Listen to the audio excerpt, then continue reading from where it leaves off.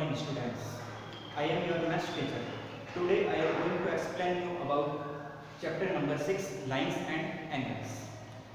You have to write this matter in your notebook and this will not be taught again in regular classes. So take a screenshot.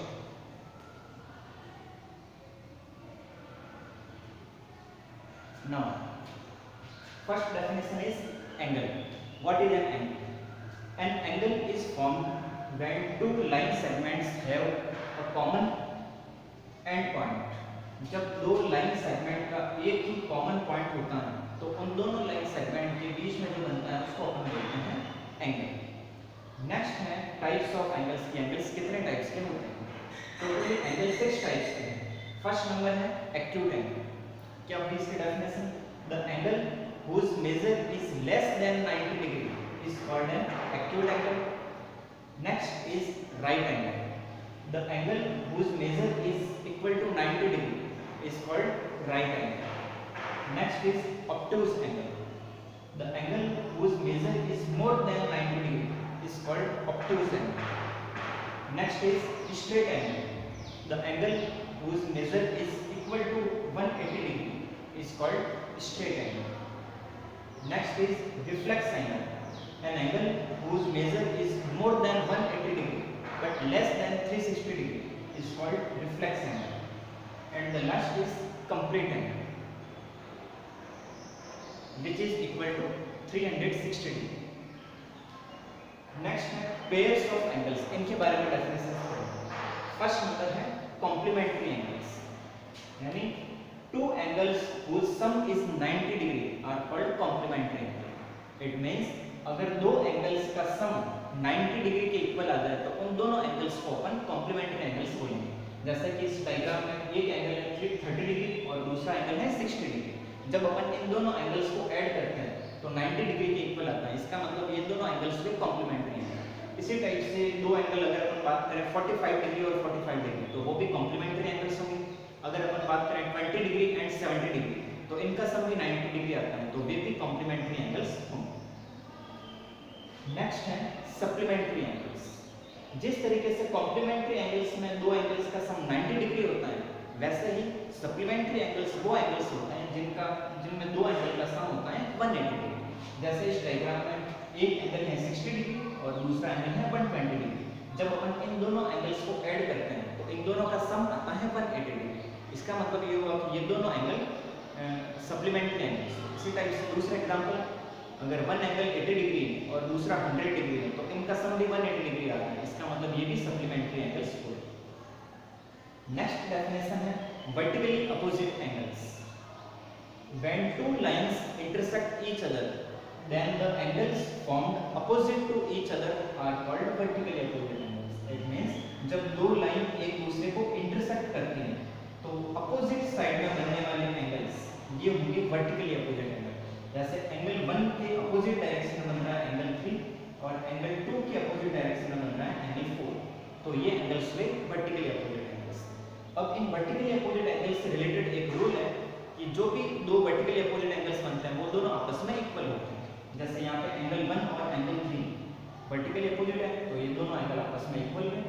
इसी तरह से angle 2 and angle 4 ये दोनों angle भी vertically opposite है, तो ये दोनों एंगल्स भी इक्वल है। नेक्स्ट डेफिनेशन है linear pair.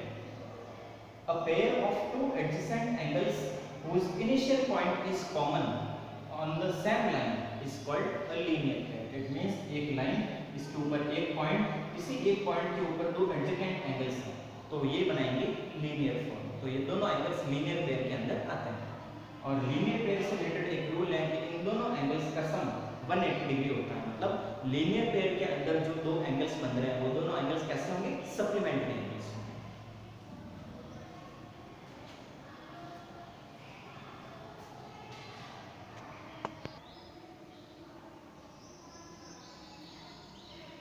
Okay, now exercise 6.1 question number 1।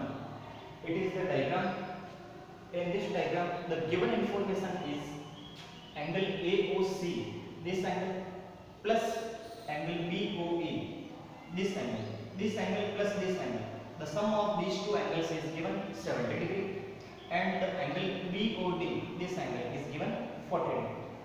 What you have to find out?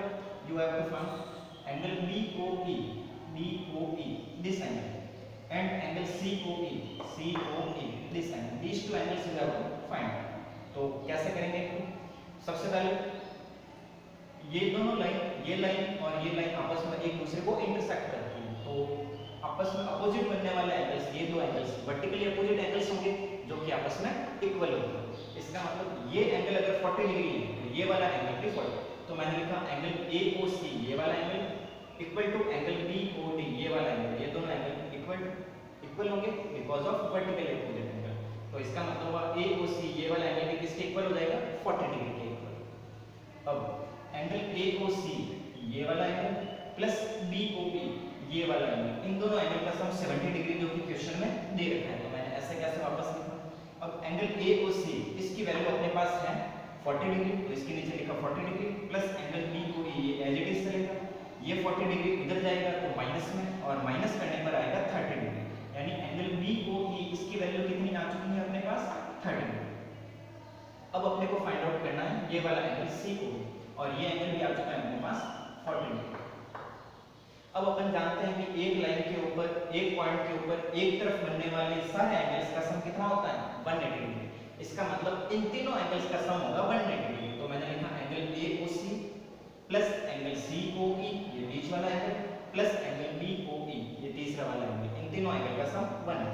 अब एंगल AOC ये अपने पास आ चुका है 40 डिग्री, ये रहा, तो मैंने इसके नीचे लिखा 40 डिग्री, प्लस एंगल COE, ये COE इसकी वैल्यू निकाल ली है तो इसको एज इट इज रखना, और लास्ट में एंगल BOE, ये BOE इसकी वैल्यू अपने पास आ चुकी है 30 डिग्री, तो मैंने इसके नीचे लिखा 30।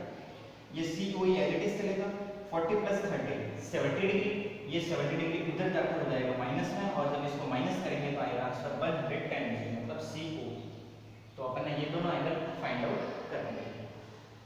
नेक्स्ट है क्वेश्चन नंबर 2, ये रहा डायग्राम। इसमें दे रखा है कि ये वाला एंगल 90 डिग्री है, ये एंगल A और B इन दोनों का रेशियो दे रखा है 2:3। ये दो गिवन इंफॉर्मेशन है, और आपको फाइंड आउट क्या करना है? ये जो एंगल C है इसकी वैल्यू आपको फाइंड आउट करनी है। तो देखते हैं कैसे करेंगे। A और B का रेशियो है 2:3, तो सपोज किया एंगल A वो है 2x और एंगल B इसको अपन ने सपोज किया 3x। अब अभी जैसे मैंने इस क्वेश्चन में बताया, एक लाइन पर एक पॉइंट के ऊपर एक तरफ बनने वाले सारे एंगल का सम 180, इसका मतलब ये एंगल प्लस ये एंगल प्लस ये एंगल, इन तीनों का सम कितना हो जाएगा? 180, यानी angle B plus angle A plus ये एंगल POY, इन तीनों का सम 180। तो एंगल B अपन ने सपोज किया था 3x, एंगल A अपन ने सपोज किया 2x, और POY की वैल्यू गिवन है क्वेश्चन में 90 degree equal to 180। 3x plus 2x 5x, और ये 90 उधर जाएगा तो माइनस का, माइनस करने पर आएगा 90, और 5 इसके साथ मल्टीप्लाई में, उधर जाते डिवाइड करेंगे तो डिवाइड करने पर x की वैल्यू आ गई 18 डिग्री। अब अपन पहले निकालेंगे एंगल B की वैल्यू। एंगल B अपन ने सपोज किया था 3x, तो angle B equal to 3x, मतलब 3 मल्टीप्लाइड बाय 18, x की वैल्यू 18 थी, तो 3 × 18 ये हो गया 54 डिग्री, मतलब B की वैल्यू आ चुकी है अपने पास 54 डिग्री। अब ये लाइन XY और ये लाइन MN, ये दोनों लाइन एक दूसरे को इंटरसेक्ट करती हैं इस पॉइंट के ऊपर। अगर मैं इस लाइन को हटा दूं तो हम देखो ये दोनों लाइन आपस में एक दूसरे को इंटरसेक्ट करती हैं, इसका मतलब ये दोनों एंगल आपस में इक्वल होंगे। तो जब ये एंगल 54 डिग्री आएगा, ये वाला एंगल भी 54 डिग्री, तो मैंने लिखा angle NOY equal to 54 degree because of vertically opposite angles. Now अब इस लाइन के ऊपर ये दो एंगल्स बन रहे हैं, और ये दोनों कैसे दिख रहे हैं? लीनियर पेयर के एंगल्स, और अपन जानते हैं लीनियर पेयर में बनने वाले एंगल्स का सम होता है 180 डिग्री। इसका मतलब ये एंगल NOX और एंगल NOY, इन दोनों को जब अपन ऐड करेंगे तो इन दोनों का सम आएगा 180 degree because of linear pair. तो एंगल NOX इसकी वैल्यू है C, इसकी वैल्यू अपने को फाइंड आउट करनी है, और एंगल NOY इसकी वैल्यू अपन अभी निकाल चुके हैं 54 डिग्री। ये 54 डिग्री उधर जाएगा तो माइनस में हो जाएगा, 180 से माइनस करेंगे तो आंसर आएगा 126 डिग्री। इसका मतलब C की वैल्यू हुई 126 डिग्री। नेक्स्ट है क्वेश्चन नंबर 3। इस थर्ड क्वेश्चन का ये रहा डायग्राम। इसमें आपको दे रखा है ये एंगल PQR, ये वाला एंगल, और साथ में P पी आर क्यू, ये वाला एंगल, मतलब ये दोनों एंगल आपस में इक्वल है, ये चीज दे रखी है। और आपको प्रूव क्या करना है कि ये एंगल पी क्यू एस, ये बाहर वाला एंगल, और ये वाला एंगल पी आर टी, ये एक्सटीरियर एंगल, मतलब इस ट्रायंगल के दोनों ये एक्सटीरियर एंगल आपस में इक्वल होंगे, ये चीज आपको प्रूव करनी है। तो देखते हैं कैसे करते हैं। अपन को पता है कि इस पॉइंट के ऊपर ये दो एंगल बन रहे हैं लीनियर पेयर, और लीनियर पेयर में बनने वाले एंगल का सम होता है 180 डिग्री। इसका मतलब इन दोनों एंगल का सम 180 डिग्री होगा। तो मैंने लिखा angle P Q S plus angle P Q R, इन दोनों एंगल को सम किया तो आएगा 180 डिग्री, जो कि लीनियर पेयर की वजह से। इस चीज को मैंने नाम दिया इक्वेशन नंबर 1। सिमिलरली यहाँ पे भी लीनियर पेयर बन रहा है, एक इंटीरियर एंगल और एक एक्सटीरियर एंगल, ये दोनों मिलाकर लीनियर पेयर बन रहे हैं जिनका सम 180 डिग्री होता है। तो मैंने लिखा angle P R T plus angle P R Q, इन दोनों का sum 180 degree because of linear pair, और इसको मैंने नाम दिया इक्वेशन नंबर 2। अब इक्वेशन 1 के भी आरएचएस में 180 डिग्री है और इक्वेशन 2 के भी आरएचएस में 180 डिग्री है। तो अपन इक्वेशन 1 और 2 में दोनों में 180 डिग्री आ रहा है आरएचएस में, तो अपन इस 180 डिग्री की जगह ये वाली इक्वेशन रख सकते हैं। मतलब इक्वेशन 1 और 2 की हेल्प से अपन ये लाइन लिख सकते हैं, दोनों का एलएचएस आपस में इक्वल करके। तो ये PQS प्लस PQR, मतलब ये दोनों एंगल और इधर आरएचएस में आ रहा है, ये दोनों आपस में इक्वल। ये चीज मैंने सेम टू सेम रखी, ये angle PRQ same to same, ये वाला एंगल PRQ ये किसके इक्वल है, PQR, क्वेश्चन में दे रखे हैं angle PRQ equal to PQR। तो इस PRQ की जगह पे मैंने लिखा एंगल PQR। अब LHS के अंदर भी आ रहा है एंगल PQR और RHS के अंदर भी आ रहा है PQR, तो दोनों आपस में कैंसिल, तो पीछे बचा यहाँ पे LHS में PQS और RHS में बचा PRQ, जो कि आपको प्रूव करना है। तो ये अपने प्रूव कर दिया लास्ट में आंसर। ये वे आपके 3 क्वेश्चन। अब आपको होमवर्क में करना है question number 7 and 8। Thank you.